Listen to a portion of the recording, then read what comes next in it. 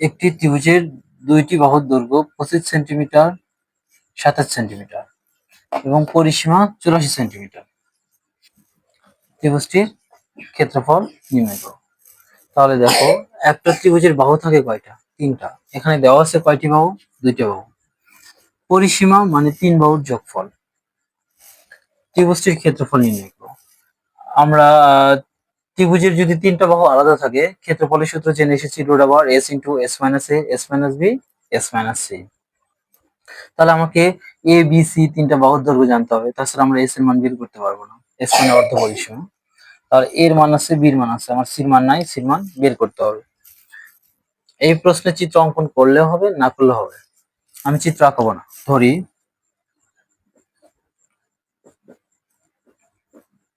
ত্রিভুজের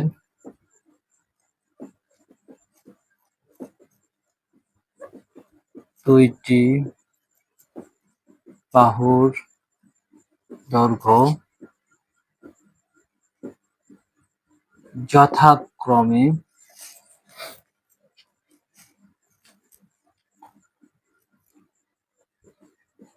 এর মান 25 সেন্টিমিটার ধরলাম,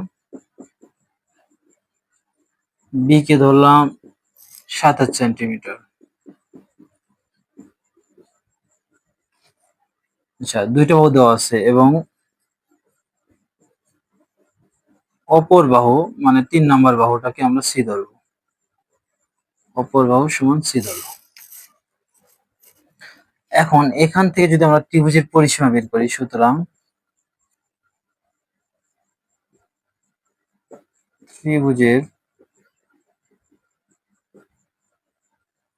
ত্রিভুজের পরিসীমাটা কি হবে? এই তিন বাহুর যোগফল।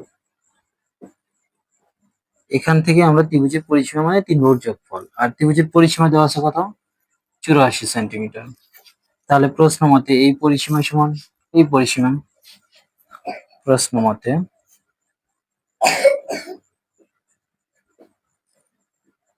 এ প্লাস বি প্লাস সি সমান 84, বা এর মান আমরা ধরছি 25, বির মান 27 দেওয়া আছে, সির মান 84।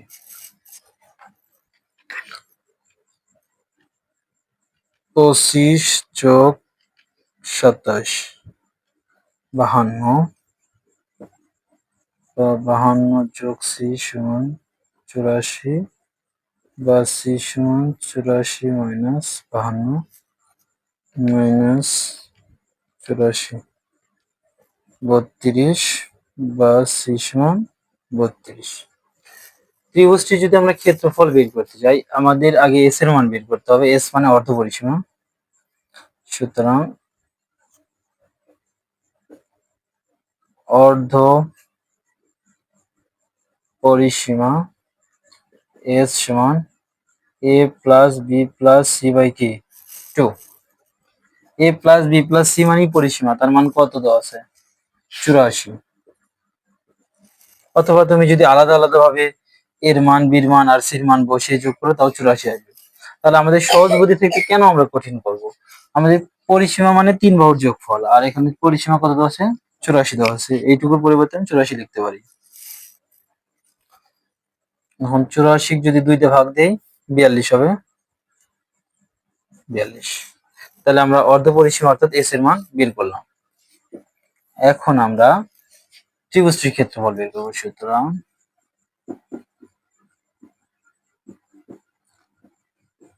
ত্রিভুজটির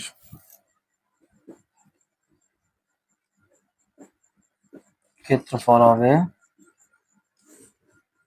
√(s * s - a s - b R s - c সমান সমান এস এর মান পেলাম 42, এস এর মান 42, এর মান 25, এস এর মান 42, বির মান 27, এস এর মান 42, সির মান 32।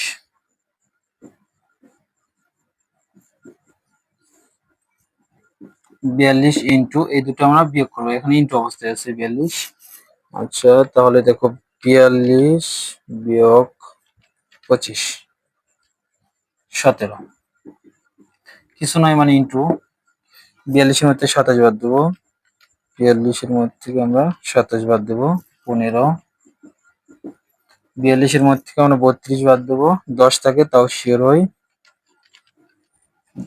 10। আচ্ছা এগুলো সব কি অবস্থায় আছে? এখন গুণন অবস্থায় আছে। আমরা তাহলে ক্যালকুলেটরের হেল্প নেব। 42 গুণন 17 গুণন 15 গুণন 10, 107100। আমরা রুট অ্যান্সার করলে 327.26, দশমিকের পর 2 ঘর নিলেই হবে। কিসে আছে? সেন্টিমিটারে। আর ক্ষেত্রফল সবসময় বর্গ এককে হয়, এত বর্গ সেন্টিমিটার। আচ্ছা আমি তাও একবার বুঝিয়ে দিই। একটা ত্রিভুজের দুইটা বাহু দেওয়া আছে এবং পরিসীমা দেওয়া আছে। পরিসীমা মানে 3 বাহুর যোগফল। তাহলে একটা বাহু মিসিং আছে, তাহলে আমরা দুইটা বাহু দেওয়া আছে, একটাকে আমি এ ধরলাম, একটা বি ধরলাম, অপর বাহু সি ধরলাম। এখান থেকে পরিসীমা এ প্লাস বি প্লাস সি, এই পরিসীমা সমান এই পরিসীমা ধরবো, ধরে সেখান থেকে কার মান বের হবে? সির মান। সির মান কেন আমাদের বের করতে হবে? কারণ আমরা যদি ত্রিভুজের ক্ষেত্রফলের সূত্র প্রয়োগ করি, আমরা এটা জানি সবাই, তাহলে আমাদের এস এর মান প্রয়োজন হবে, এর মান প্রয়োজন হবে, বির মান প্রয়োজন হবে, সির মান। এই জন্য আমরা সির মান বের করছি। আবার এস এর মান প্রয়োজন হবে দেখে আমরা এস এর সূত্র প্রয়োগ করছি, এখান থেকে এস এর মান বের করছি। ফাইনালি সূত্র প্রয়োগ করে এস এ বি সির মান বসিয়ে ক্যালকুলেটরের সাহায্য নিয়ে আমরা সলভ করবো। ঠিক আছে।